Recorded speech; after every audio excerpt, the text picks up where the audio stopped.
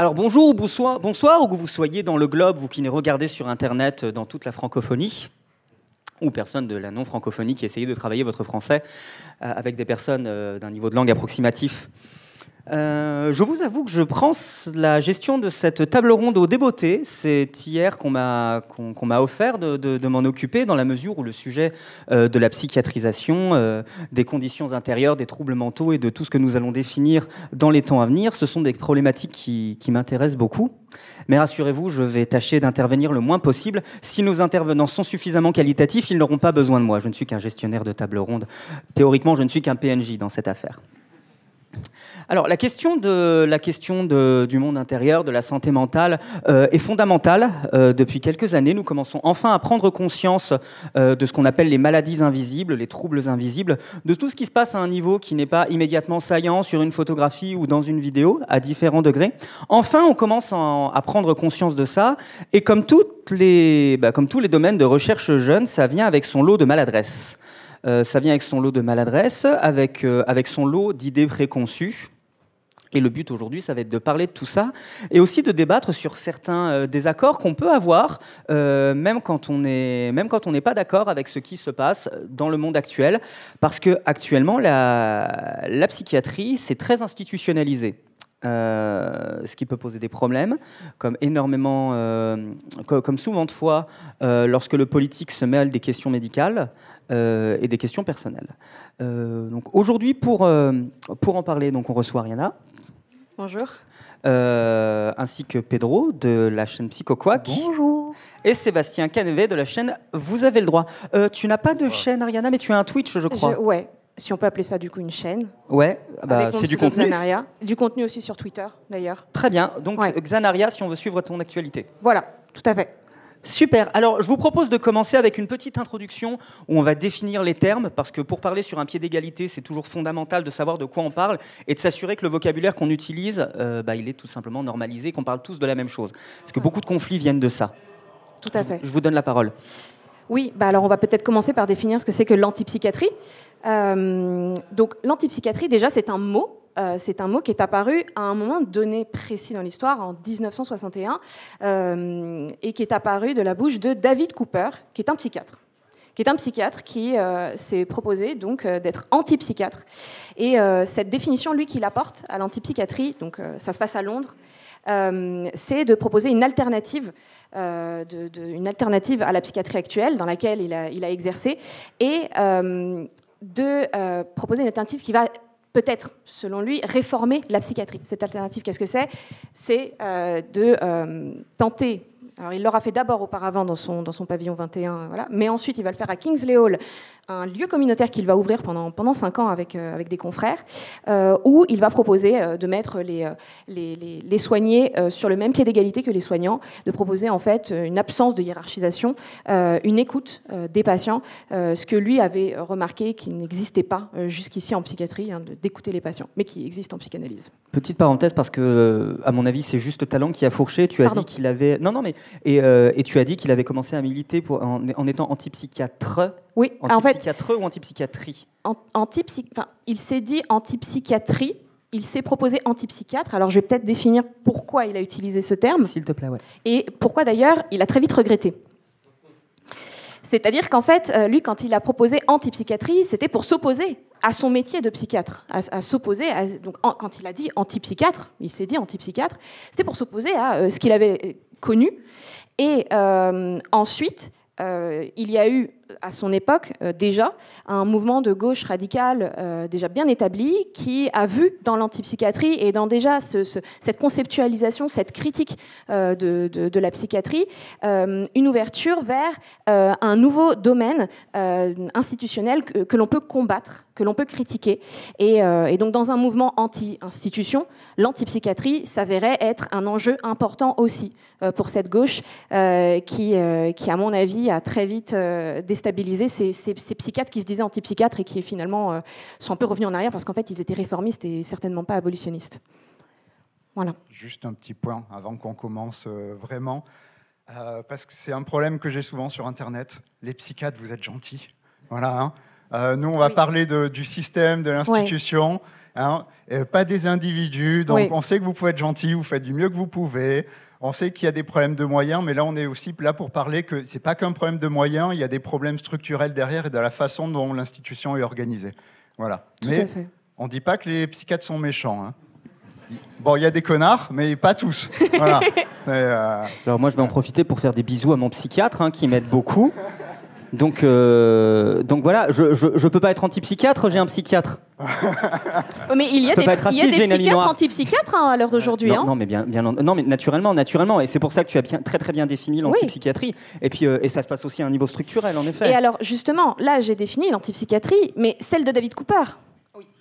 Alors que l'antipsychiatrie, en fait, et là je vais me baser sur un blog incroyable que je vous invite à aller consulter, qui s'appelle le Zinzinzine, qui vous propose d'aller découvrir cette antipsychiatrie dans son sens pluriel. C'est-à-dire qu'on va y mettre un petit S et on va aller voir quels sont les acteurs qui se trouvent là-dedans. Et on peut les diviser en deux camps.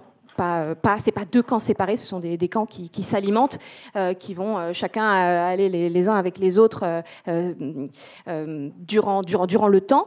Et ces deux camps, on va avoir d'un côté les universitaires. Si je dis Foucault, je pense que vous l'avez. Mais on a aussi Deleuze, donc ça va être pour les philosophes. On a aussi des sociologues, on a Goffman, on a Castel.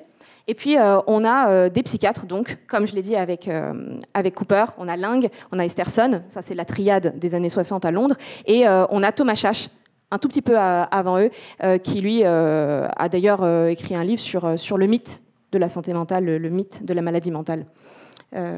Donc, qui va peut-être un petit peu plus fort, parce que lui, pour le coup, il est abolitionniste, mais dans un sens libéral. Donc ça, c'est pour les universitaires qui ont produit tout un tas d'écrits, qui sont dans la sphère publique et qui, du coup, sont peut-être davantage dans les mémoires. Et de l'autre, on a tout un autre lot d'acteurs où je vais me permettre de m'insérer dedans.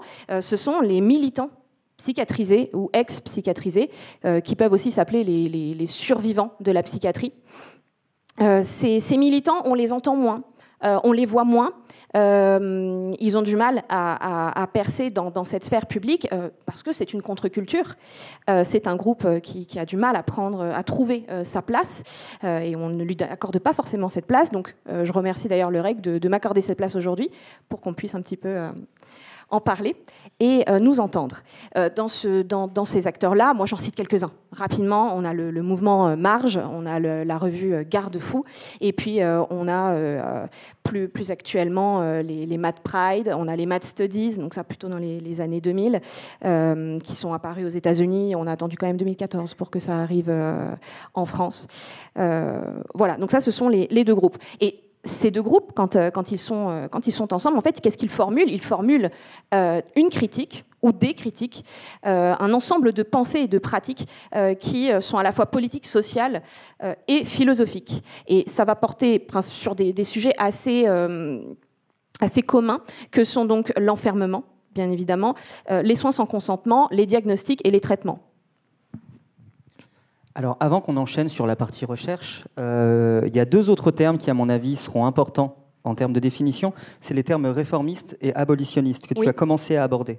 Oui, je ne vais pas pouvoir les définir non plus trop longuement parce que on est dans de la politique, mais effectivement, dans l'antipsychiatrie, très souvent, on va peut-être entendre les plus grandes gueules qui sont les abolitionnistes, dont je fais partie, qui sont des personnes qui souvent ont été psychiatrisées, ont vécu la psychiatrie d'un point de vue de privation de liberté, de refus du droit à l'autodétermination, et cette antipsychiatrie-là, abolitionniste, a pour idée et revendication même que l'institution psychiatrique soit tout à fait abolie.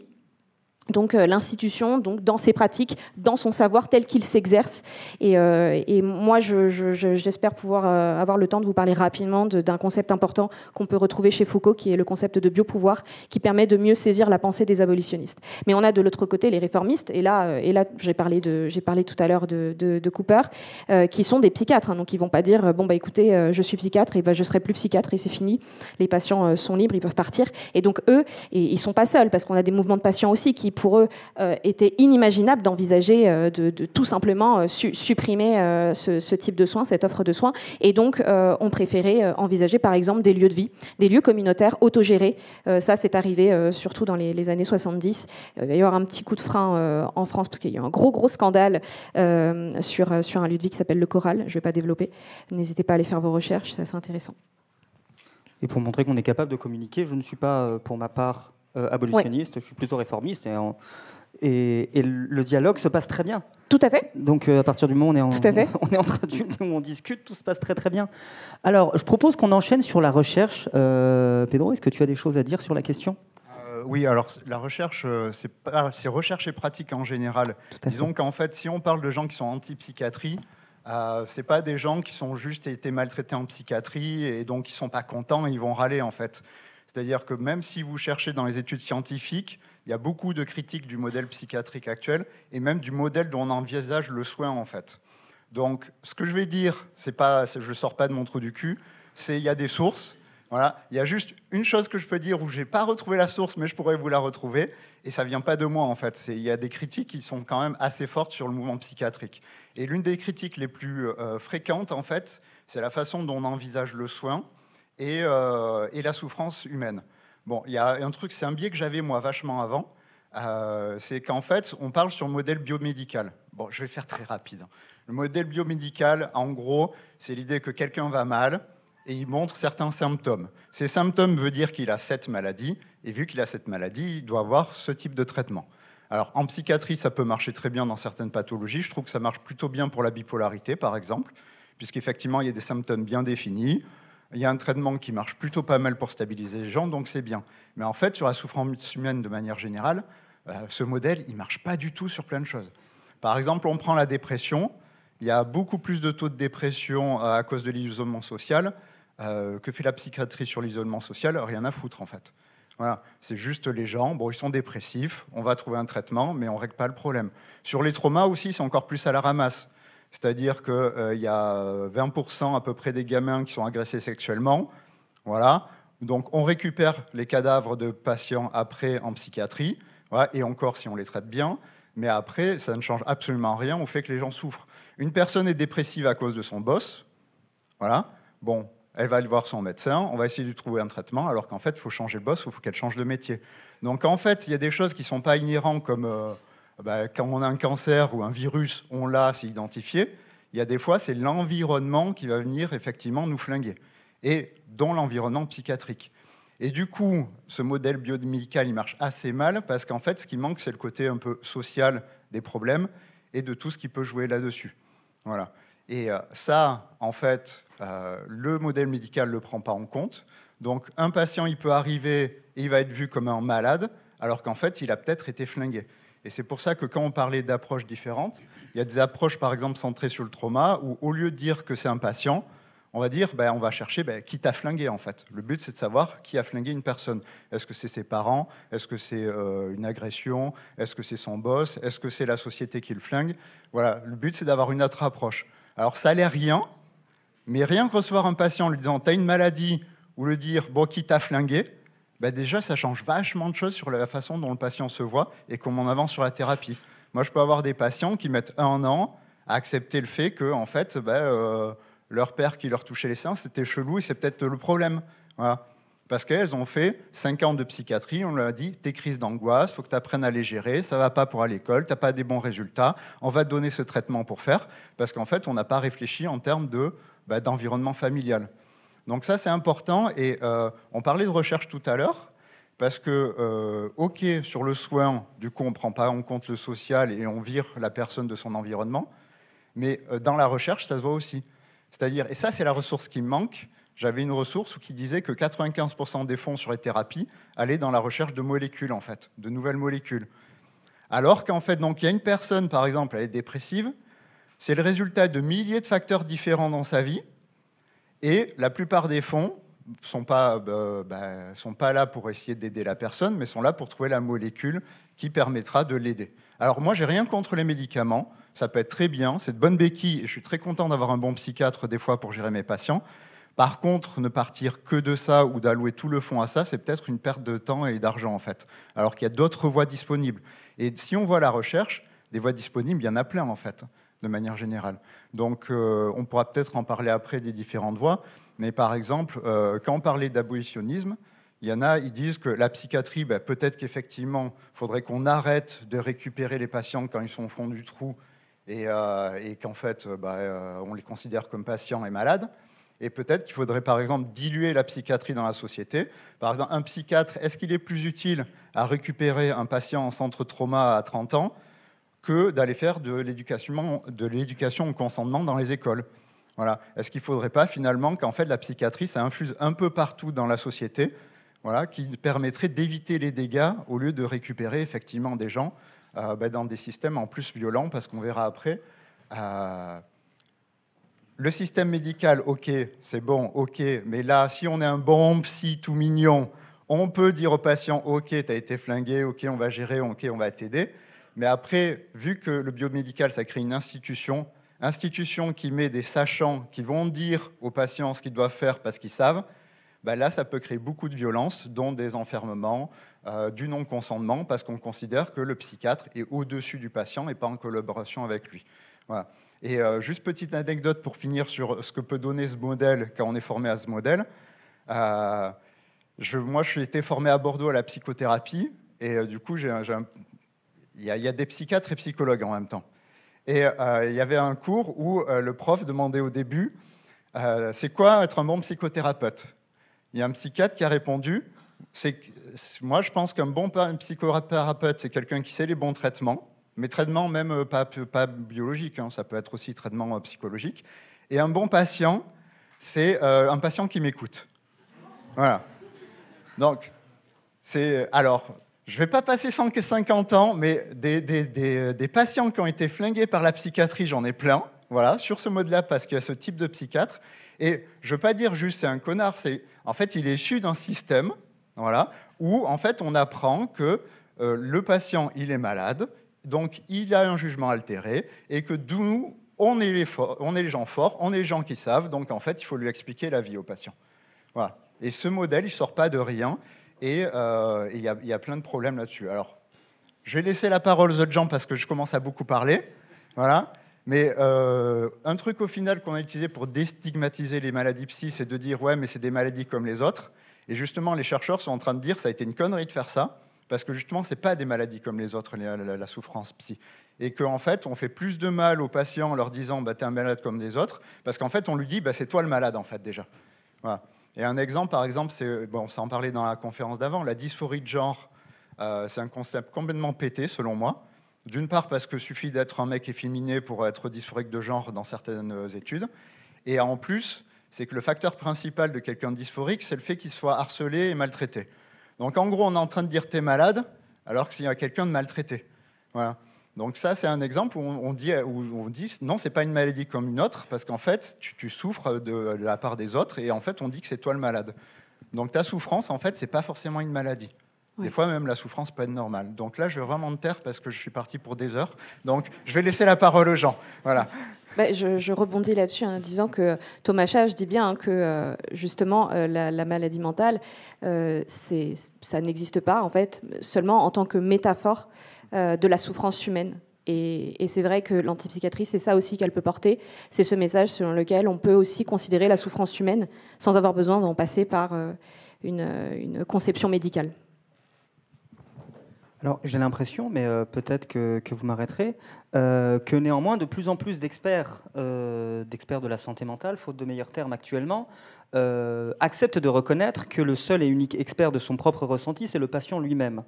Est-ce que vous n'avez pas l'impression tout de même, sans doute grâce justement aux antipsychiatries et aux différents militants, et aussi à la nouvelle garde, bien sûr, de nouveaux psychiatres qui arrivent et qui sont sensibilisés à ces questions-là. Vous n'avez pas l'impression qu'il y a un progrès tout de même qui va dans ce sens-là, de remettre le patient au centre de sa propre thérapie ? Je pense qu'il y a un progrès que l'on peut considérer peut-être à un niveau libéral, si je puis me permettre, parce que maintenant qu'on a des psychiatres qu'on peut aller consulter sans passer par l'hôpital, on peut librement, si on en a les moyens, d'aller parler tranquillement avec quelqu'un qui va nous écouter. Mais par contre, on a tout un système qui continue de perdurer. Et celui-là, il n'a toujours pas été remis plus en question que ça. Déjà, la légifération, elle tarde. Et on le verra peut-être tout à l'heure aussi sur la légifération, notamment de la contention et de l'isolement. Mais il y a une évolution, certes, peut-être pour les personnes les plus privilégiées d'entre nous, ce que moi j'appelle les bien-nés de la psychiatrie, mais par contre, pour ce qui est des patients qui continuent de déranger, des patients qui existent depuis l'Antiquité, cette psychiatrie-là, dont l'histoire commence très très tôt, et qui... moi j'ai fait un stream j'ai commencé sur l'histoire de la folie, justement, mais pour expliquer un petit peu, mais en fait... la psychiatrie, elle est issue d'une longue tradition de coercition des individus qui dérangent, des individus qui sont considérés comme dangereux. Et cette psychiatrie, elle persiste encore aujourd'hui. Et donc, je pense qu'en fait, s'il y a une avancée, elle se fait sur le dos de tout un tas d'individus qui continuent d'être enfermés, malheureusement. Et justement, tu as parlé de santé mentale.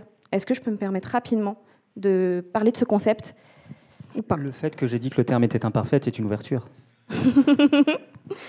Parfait. Alors, justement, sur la santé mentale, il faut savoir que c'est une notion qui, peut-être, paraît tout à fait évidente aujourd'hui, mais elle est assez récente, en fait, cette notion. Elle nous parvient des États-Unis environ dans les années 40 et va s'installer jusque dans les années 60. À ce moment-là, la France, d'ailleurs, va arriver un petit peu sur ce terrain-là aussi. Et elle nous parvient d'un lieu très spécifique, c'est les institutions. Les institutions qui, en fait, vont commencer à parler de santé mentale pour, en fait, se fédérer autour d'un modèle politique de santé qui lui préexiste, qui est l'hygiène mentale. Et l'hygiène mentale, en fait, c'est tout simplement l'élaboration d'un modèle fondé sur la prophylaxie bactériologique, où on va considérer que les maladies mentales sont, en fait, ce sont des sorte d'épidémie que l'on peut gérer par le quadrillage des populations et par la mise en quarantaine des individus porteurs du virus, de la maladie. Et donc, en fait, cette santé mentale, elle va se fonder sur cette trame-là, sur cette histoire-là de l'hygiène mentale, et donc va instituer tout un tas de normes, de règles de vie pour... en fait, porter un message qui est important d'un point de vue étatique, d'un point de vue institutionnel, celui de préserver la santé des individus et d'arriver peut-être, si possible, et tu en parlais tout à l'heure, en amont des souffrances et de les prévenir le plus tôt possible, et puis sinon de pouvoir les gérer dès qu'elles arrivent. Et cette émergence en fait, de la santé mentale, pour l'antipsychiatrie, elle est importante parce qu'en fait, il va falloir redéfinir tout. On ne peut pas juste dire la psychiatrie, c'est un espace asilaire très très loin des populations où on enferme les fous. C'est maintenant, en plus de ça, un éclatement de ce concept de psychiatrie en diverses unités, divers secteurs. On en a plein qui vont du libre au non consenti, donc jusqu'au fin fond de l'hôpital. Et en fait, je trouve que ce concept de santé mentale, il cache encore plus cette réalité asilaire qui persiste encore aujourd'hui, parce que la psychiatrie n'a pas de réponse à ces fous-là.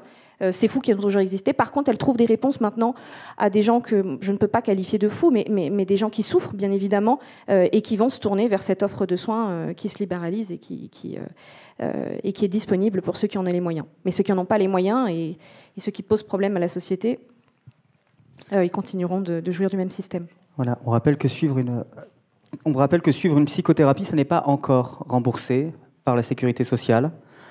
Les psychiatres, oui, dans la mesure où ils sont médecins, mais suivre une psychothérapie, ça n'est toujours pas remboursé par la sécurité sociale, alors que moult fake médecines sont remboursées, malheureusement.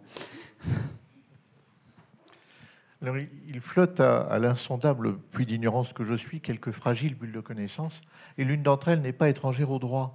Et quand on m'a demandé d'intervenir à cette table ronde, j'ai accepté avec le plus grand plaisir, parce que ça va me ramener à une de mes premières amours, qui était le droit pénal. j'avais suivi dans mes jeunes années un cursus de pénaliste, et à l'Institut de sciences criminelles, il y avait entre autres un cours de médecine légale et de psychiatrie criminelle. Et en tant que le message qu'on essayait de nous faire passer, que les professionnels de la médecine légale et de la psychiatrie essayaient de nous faire passer, en gros, c'était un message relativement simpliste, mais qui correspondait à l'imaginaire, au ras des pâquerettes du juriste. C'est un imaginaire au ras du code pénal et du journal officiel. Et le message qu'on essayait de nous faire passer, c'était que les fous, c'était bien simple. Il y avait les petits fous, c'est vous, c'est moi. Les moyens fous, on change de trottoir quand on les croise. Et puis les grands, on les enferme. Et heureusement, on avait des profs qui étaient des gens de bonne qualité, et on m'a fait beaucoup découvrir ce que c'était que l'antipsychiatrie. Et c'est quelque chose dont je voudrais vous parler aujourd'hui. C'est la façon dont le droit a reçu l'antipsychiatrie, a permis donc au droit d'évoluer sur ce point. Parce que quand j'ai fait mes études au début des années 80, le droit du malade était quand même réduit à sa plus simple expression. Et heureusement, malgré les difficultés que peut connaître la justice actuellement, vous savez actuellement ce qui se passe dans la justice française, vous donnez un chiffre que je cite régulièrement par rapport à ce qui se passe en Allemagne, on a 2 fois moins de magistrats par rapport au même bassin de population qu'en Allemagne. Donc les magistrats en France sont suroccupés, mais en revanche, ils font leur travail avec beaucoup de bienveillance et beaucoup de conscience professionnelle. Et on a par exemple un juge, et ça c'est une innovation qui a une vingtaine d'années, parce que la loi précédente n'était pas conforme à notre Constitution. Et à l'occasion d'une des premières questions d'un flûte, avec ma propre mémoire, question préalable de constitutionnalité, je crois que c'est en 2000, donc quelques mois après l'entrée en vigueur de cette procédure, le juge constitutionnel a décidé que le droit n'était pas protecteur des personnes qui étaient en asile psychiatrique. Et c'est pourquoi a été confié à un magistrat indépendant et dont le rôle est très intéressant, c'est le JLD, le juge de la liberté et de la détention. C'est-à-dire que ce monsieur ou cette femme, qui sont spécialisés pour veiller aux libertés, à nos libertés, vont veiller également à celles des personnes qui sont placées en institut psychiatrique. Et ça, c'est une des grosses avancées qui a été apportée au milieu juridique par l'antipsychiatrie. Je m'arrête là parce que je peux parler pendant des mois. Ouais, moi juste, pour le juge des libertés, je trouve que c'est une super bonne idée. Oui. Par contre, j'aimerais bien voir les stats de savoir ceux qui écoutent les psychiatres ou alors ceux qui écoutent plutôt le patient, en fait. Parce que c'est bien d'être juge, mais il n'y a pas le même poids en fait accordé aux intervenants. C'est évident, c'est évident. Tu connais le dernier film de Depardon, là, celui de 202007, dont le non, j'ai aucune culture comme ça. Et un excellent film sur le sujet où il démontre effectivement que. Alors moi, j'ai le rôle facile en tant que théoricien du droit de vous expliquer le droit tel qu'il s'applique. Mais en revanche, la pratique, bien évidemment, est complètement différente. Et c'est évident, tu as parfaitement raison de rappeler, Pedro. Effectivement, évidemment. Moi je pense qu'il y a plein de lois. Après, la question, c'est comment on les applique. Et puis, désolé pour vous, je ne sais pas ce qui s'est passé. Ça arrive à tout le monde. Et du coup, mais il y a des choses qui ne sont pas légiférées. Par exemple, un patient qui va arriver et alors, il est évident, il est obèse. Alors, obèse, c'est un très gros problème et ça joue sur tout. Donc, la réponse de plein de médecins, c'est il n'y a qu'à maigrir. Voilà. Bon, on n'a toujours pas tout le remède contre l'obésité. Mais du coup, en fait, il arrive en psychiatrie. Moi, j'ai des patients obèses. On leur a dit, bon, t'es obèse, tu manges pas, en fait. Voilà. Ou alors, on veut être sûr que tu es en enfermement. On va pas te laisser aller aux toilettes. Tu vas pisser devant nous. En fait, c'est des trucs comme ça. Ça a l'air horrible comme ça. Et c'est vrai que, mais ça existe, en fait. Ça existe et c'est banalisé même. C'est pas de simples dérives là-dessus. Je te laisse. Ouais. Je te coupe pas la parole, c'est bon ? Non, c'est bon, mais de toute façon, je coupe la parole de tout le monde, alors tu as le droit de le faire aussi, franchement. Oui, voilà. C'est justement, c'est la partie suivante, sur justement la réalité du soin sans consentement. Il faut savoir, moi, le chiffre que j'ai, il date de 2019, j'ai pas plus récent, mais les patients hospitalisés sans consentement représentent 30 9,62% des hospitalisations. Donc sur ce tiers de patients hospitalisés, ils le sont sans leur consentement, c'est-à-dire soit à la demande d'un tiers, donc des familles qui ont signé la décharge et ont dit bon, prenez-le, aidez-nous. Soit ça peut être de la part du préfet, donc de police, qui trouve un gars dans la rue et puis lui il doit être faux, mais bon, bien sûr qu'il y a un psychiatre qui est passé par là pour dire qu'effectivement il va pas relever de la justice mais peut-être plutôt du soin. Et on peut avoir troisièmement préfet, famille et la justice tout simplement directement par exemple les responsabilités pénales, donc c'est-à-dire l'absence de droit à un jugement. Mais d'ailleurs ce n'est pas que une suppression du droit au jugement, c'est aussi une suppression de tout un tas d'autres droits, parce qu'en fait, cette personne-là, à ce moment-là, n'est plus un sujet de droit. Elle va donc passer sous tutelle, par exemple, ou curatelle.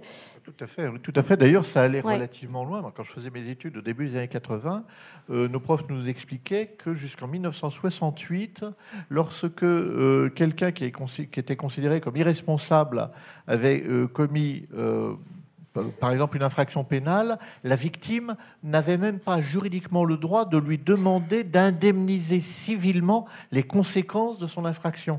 Ça allait jusque-là, cette négation du malade. Et cette négation, elle est assez curieuse parce que elle provient tout de même, alors je le rappelle, hein, on vient de le dire, quand on considère quelqu'un irresponsable pénal, on part du principe que l'accusé, du coup, est coupable, tout en le privant de jugement. Et moi, ça, c'est par exemple une des curiosités de la psychiatrie que j'ai du mal à saisir. Alors, je vais répondre à côté, mais ce que nous disait notre prof de médecine légale qui intervenait avec le prof de psychiatrie. J'ai perdu mon idée. Recommence la phrase.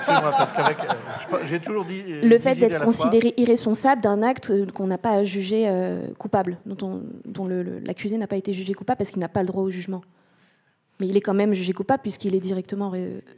Bon, c'est pas grave. Oui, en fait, au-delà de ça, moi, je voulais revenir rapidement sur les maltraitances en fait à l'hôpital, parce que quand j'ai coupé Pedro, c'était pour dire qu'en fait, ces maltraitances, elles sont banalisées, et elles sont banalisées. Ça, le rapport du contrôleur général des lieux de privation de liberté en 2016 sur la contention et l'isolement révèle bien que, d'après leurs observations sur plus de 200 établissements en France, après donc la loi en 2016 qui légifère sur cette question de l'isolement et de la contention, eh bien, ces violences-là, elles sont tout à fait banales, tout à fait communes, et ne sont certainement pas d'ordre du dernier recours, comme il est demandé par la loi. Et les conditions sont particulièrement atroces. Je peux lui couper la parole aussi ? C'est juste pour rebondir...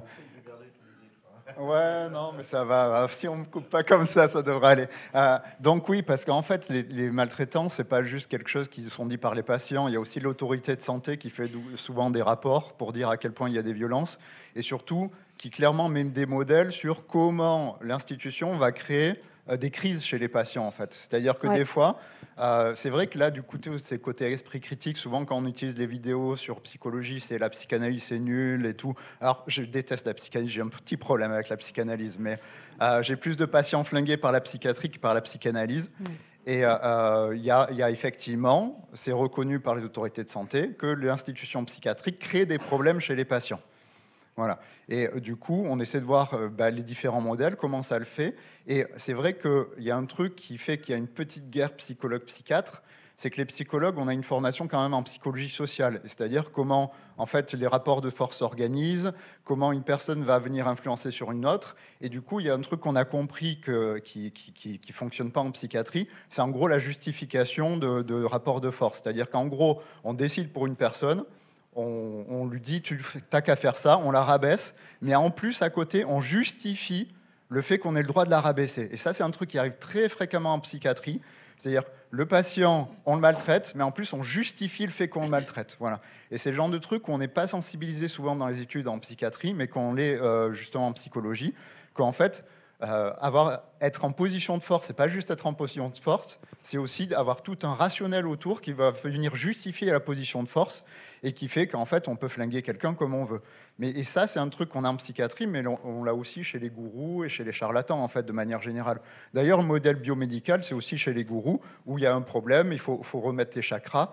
Donc en fait, Vous voyez que les problèmes qu'on a là, effectivement, et moi quand je parle des problèmes qu'on a pour la psychiatrie, c'est un problème qu'on a aussi dans la population générale. C'est Femme Actuelle qui va dire qu'est-ce qu'il faut faire et comment tu dois le faire. C'est plein de problèmes qui sont assez larges comme ça. Et c'est juste pour vous dire, voilà, moi l'intérêt, c'est qu'il y a d'autres approches que de médicaliser les gens qui souffrent et de leur dire, si tu souffres, tu dois faire ça. Voilà. Alors, surtout, c'est du cas par cas. Parce qu'il y a certains cas dans lesquels, effectivement, il y a des dérèglements hormonaux, des dérèglements au niveau du cerveau qui peuvent obtenir de l'aide grâce à certains types de médicamentation. Oui, c'est pour ça que je dis que le modèle biomédical marche sur plein de trucs très bien. C'est ça, tout à fait. Et que même moi, ça m'arrange quand j'ai un patient et qu'il y a un truc qui rentre pile dans les cases, et c'est pile un problème biologique ou pile un problème psychologique qu'on connaît, voilà, et là c'est tranquille. Voilà, le problème, et je pense que c'est très important d'insister là-dessus, ce que tu disais, il y a plus de gens flingués par la psychiatrie que par la psychanalyse, c'est que la psychiatrie est hautement institutionnalisée, qu'elle est très très normalisée, et que, en définitive, le patient n'est plus du tout la priorité.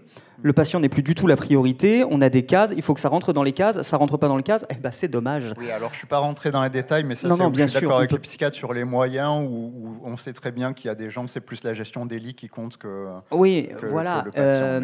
Et histoire de donner mon expérience qui est à la fois, qui va du coup à la fois donner du positif et du négatif sur l'internement, faute de meilleurs mots. J'ai moi-même fait un séjour en hôpital psychiatrique. Je le dis parce que j'estime que c'est pas une honte, et si on continue à en avoir honte, et ben franchement on va pas avancer. Non, c'est pas une honte. Donc j'y suis resté pendant un mois et ça m'a fait énormément de bien. Dans mon parcours de santé à moi, le fait d'avoir été, disons, en maison de repos, pour euphémiser, en tout cas le fait d'avoir été en asile, on va arrêter d'en avoir peur, moi ça m'a fait du bien. Mais ce que j'ai pu constater, c'est qu'il y avait des violences de la part du personnel médical qui étaient inacceptables sur des personnes qui étaient entre guillemets, pas moins bonne santé que moi, parce que j'étais clairement pas en bonne santé, j'étais pas là pour rien, mais en tout cas j'étais encore conscient de moi-même. Moins docile peut-être. Comment ? Moins docile. Clairement j'étais pas docile, hein, ça fait aucun doute, hein, il y a des infirmières qui doivent se rappeler de moi. Et je voyais des traitements sur d'autres patients, mais où clairement il y avait une démission. Il y avait une démission de leur part, ils s'oubliaient totalement. Il y en avait un qui se promenait à poil dans les couloirs et qui surinait dessus. Très, très, très clairement, cette personne avait besoin d'aide. Et juste, voilà, il se faisait engueuler quand ça arrivait. On le renvoyait dans sa chambre. Il était puni.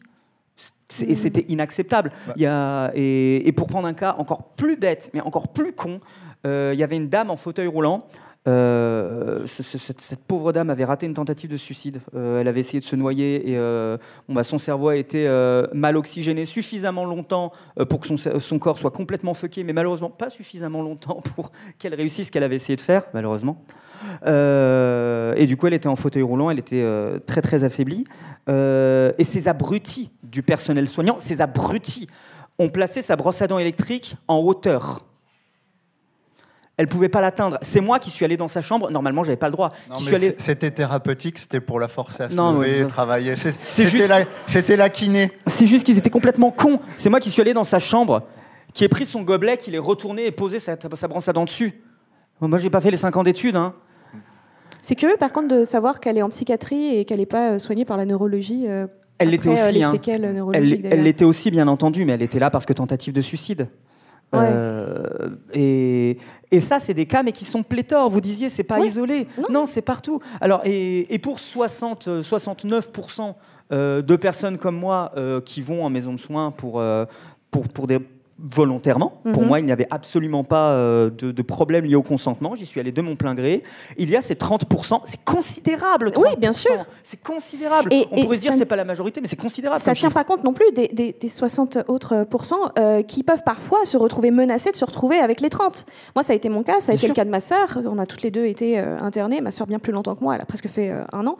Et en fait, ce qu'on remarque, c'est que quand on commence à être de plus en plus indiscipliné, de plus en plus moins en moins docile. Et quand je dis ça, c'est au regard de la psychiatrie, c'est-à-dire par exemple questionner le traitement, questionner le fait qu'on nous prive de notre téléphone portable, questionner le fait qu'il faille prouver qu'on a le droit de sortir ou qu'on a le droit à une visite, ce genre de choses. Ou ne pas être d'accord avec le psychiatre, ce qui est un crime très grave. Ça, voilà. Ça on le fait pas. Ça, voilà. Ça faut surtout pas. Erreur de débutant. Ça veut dire qu'on casse l'alliance et qu'on veut pas écouter le psychiatre. Voilà. Sauf que quand le psychiatre, du coup, nous isole et nous contentionne parce qu'on a fait une bêtise, parce qu'il existe des établissements où, en fait, le règlement est affiché et on a la peine de jour d'isolement à côté si on a enfreint à la règle. Ouais. Quelle règle? C'est pas clair par contre. Hein. Les règles ne sont jamais claires, c'est tout le but du jeu. C'est-à-dire on ne te dit pas à quelle heure tu n'as plus le droit de fumer, mais si on te voit dehors à cette heure-là, et toi tu ne le savais pas, tu es quand même puni. Juste pour nuancer, parce que là, si on est parti sur les exemples qu'on a de patients, il y a des trucs horribles, et je crois que j'ai pas dit le pire. Mais en fait, pour nuancer, moi je dis pas que le système psychiatrique il est maltraitant avec tout le monde ou qu'il est mal pour tout le monde. Non. Par exemple, quand j'ai un patient en crise suicidaire, c'est vraiment très bien d'avoir un hôpital psy, une hospitalisation. Quand les gens font une crise psychotique aussi, c'est très bien de le faire. Voilà. Donc il y a des cas où c'est très bien. Le problème, c'est que ça soit en fait pas la norme. Ça me dérange pas que ce soit la norme, mais qu'en fait on considère que ça soit que ça en fait. Et que la psychiatrie, en fait, c'est des gens malades et un traitement. C'est ça le problème, moi, que j'ai. Donc, en soi, je comprends que des gens, ça leur fait beaucoup de bien. Et c'est normal. Moi, il y a des patients, on les hospitalise. Bon, on fait gaffe quand même où on hospitalise. Mais c'est le problème, c'est qu'on voit que ça. Et qu'on présente que ça. Et quand vous avez un reportage à la télé, ça sera sur les schizophrènes hospitalisés depuis 20 ans. Et il n'y aura aucune réflexion sur tout ce qui va créer le problème ou la souffrance mentale, en fait. Autre chose que je voudrais dire, qui est un petit peu en décalage, mais qui est très important à mes yeux, c'est la réception par nous, par la société, des problèmes psychiatriques vis-à-vis du droit.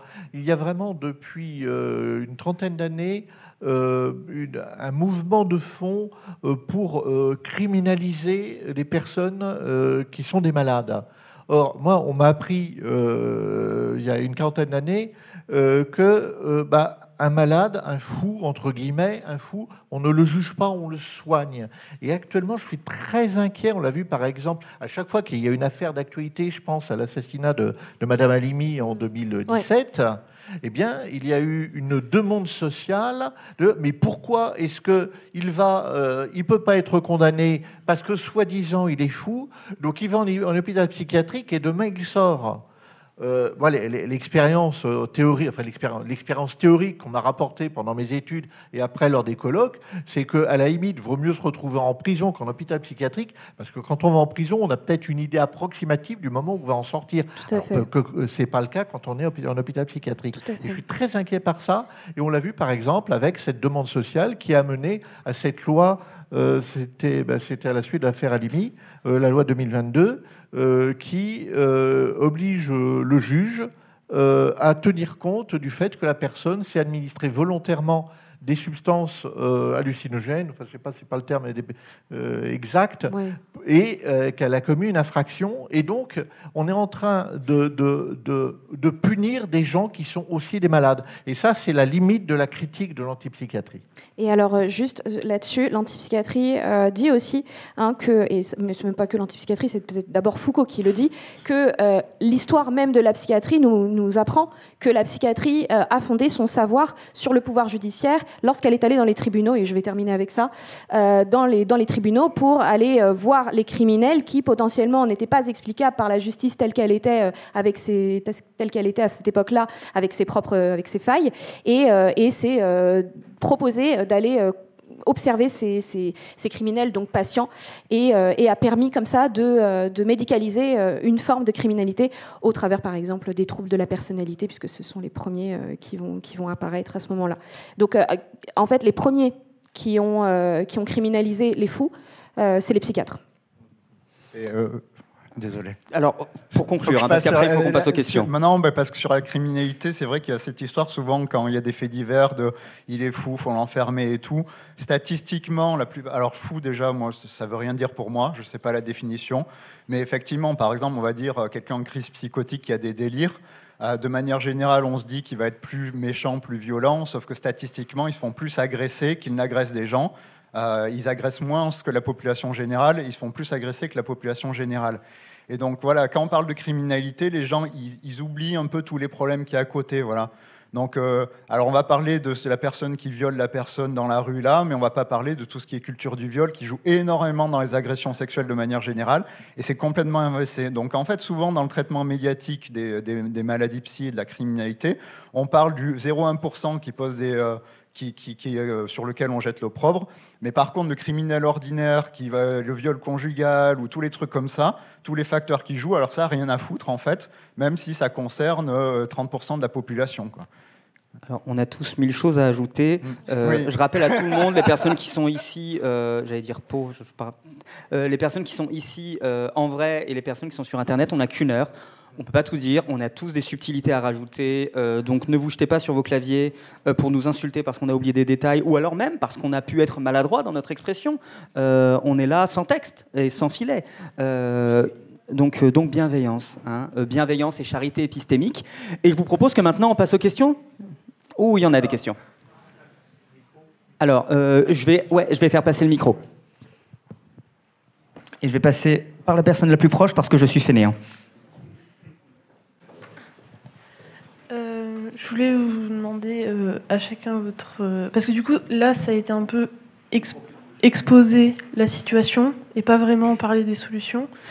Et déjà, j'ai pas très bien compris la différence entre abolitionniste et révisionniste. Et du coup, peut-être si je vous pose à chacun la question de quelles seraient les solutions, on verrait peut-être les différences de réponses. Voilà. L'aide aussi, ça m'intéresse. Si chacun doit répondre, alors vraiment en quelques mots.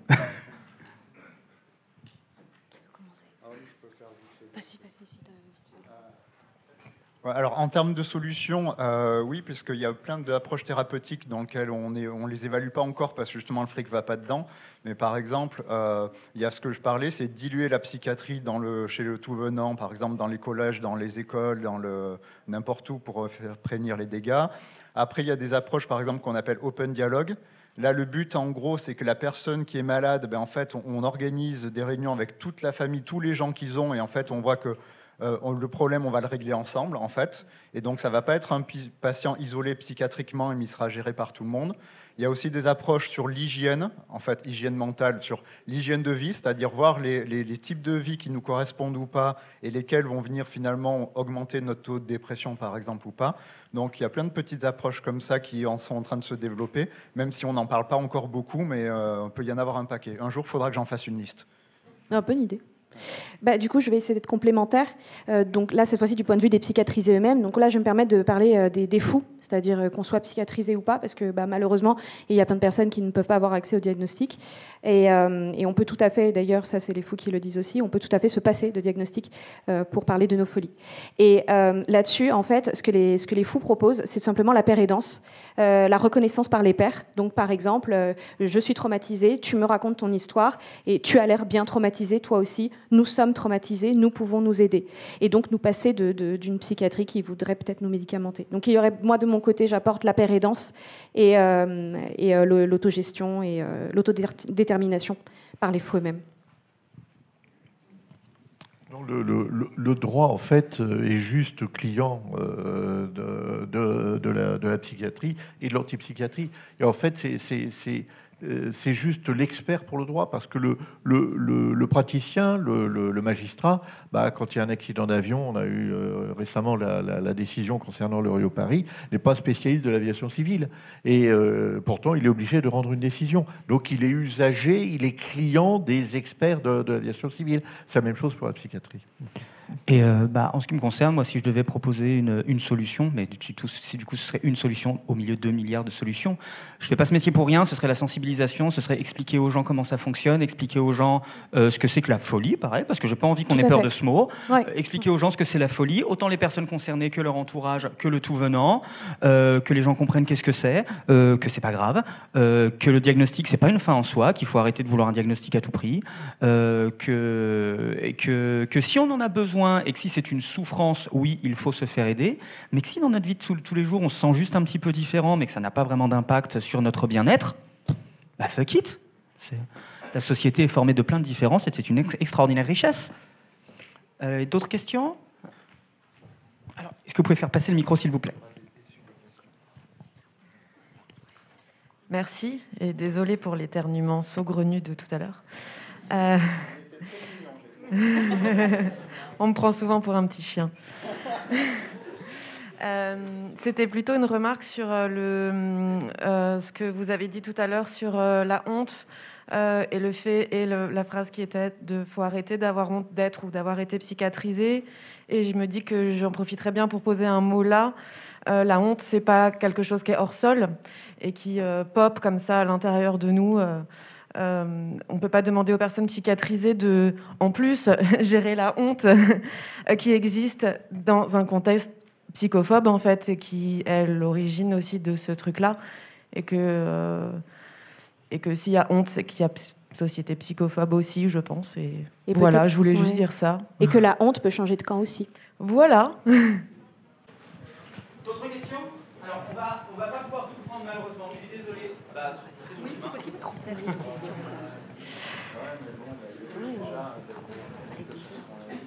Bonjour. Je voulais savoir, qu'est-ce que vous pensez des cafés associatifs, des endroits comme la Maison Perchée à Paris? Parce que du coup, on va rebasculer sur un modèle un petit peu institutionnel. Qu'est-ce que vous pensez? Est-ce que ça peut marcher? Je vois déjà que j'ai pas le même... Je suis sincèrement désolé, c'était la dernière question, mais je rappelle que c'est que le premier jour du REC et que la deuxième heure, donc on est sur le salon, n'hésitez pas à venir nous trouver. Tout à fait, n'hésitez pas à venir poser vos questions dans le hall, on sera là. Ce sera avec plaisir. Moi, je sens que je ne vais pas avoir la même réponse que toi, Pedro, là-dessus. La Maison Perchée dépend de l'hospitalisation des individus et de leur médicamentation. C'est-à-dire que déjà, la Maison Perchée n'est destinée que pour les patients schizophrènes, bipolaires et peut-être dépressifs aussi. Donc tous les autres n'ont pas le droit d'y aller, premièrement. Et deuxièmement, il faut qu'ils soient suivis par un psychiatre et vraiment suivis, c'est-à-dire par une médication, par une psychothérapie. Donc la Maison Perchée, en fait, n'est pas une alternative, c'est un plus. C'est une complémentarité aux soins. Pour moi, voilà. Après. Oui. Moi, vous pouvez aller voir sur le site, c'est très bien fait. Alors, c'est vrai que c'est la maison. Je confonds toujours penché ou perché. Perché. Donc, c'est un accompagnement à côté. Par contre, en soi, l'idée.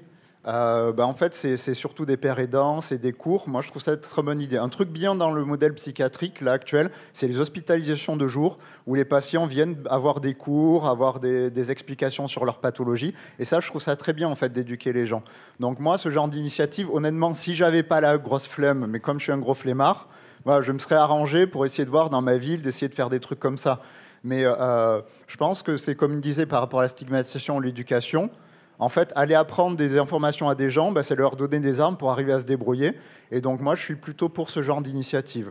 Après, accoler ou pas, Et tout dépend comment elles sont menées. Parce que si l'idée, c'est toujours d'être le sachant et d'expliquer aux patients comment il est malade, on tourne la boucle. Surtout qu'il y a un gros problème, c'est le support social et l'isolement social, notamment dans la dépression et les choses. Et je pense que ce type de cours ou de lieu peut lutter contre ça. Alors Sébastien, si tu n'as rien à rajouter, je vous propose qu'on prenne 20 secondes pour conclure, chacun à votre tour, parce que malheureusement, il faut qu'on conclue. Commencez, s'il vous plaît. On m'a dit d'être conclure. Oui.